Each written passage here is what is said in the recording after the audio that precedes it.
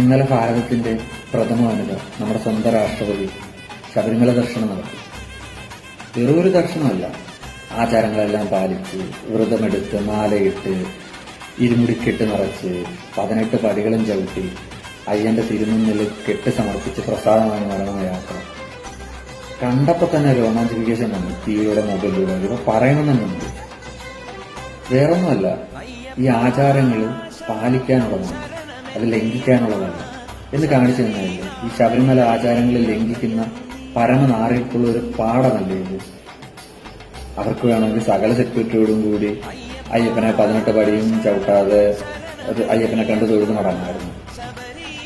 അപ്പോഴും നമ്മുടെ ഭാരതത്തിന്റെ പ്രഥമ വനിത നമുക്ക് കാണിച്ചു തന്നത് ആചാരങ്ങൾ പാലിക്കാനുള്ളതാണ്, അത് ലംഘിക്കാനുള്ളതല്ല എന്നല്ലേ. ശരിയല്ലേ? എന്താ നിങ്ങളുടെ അഭിപ്രായം?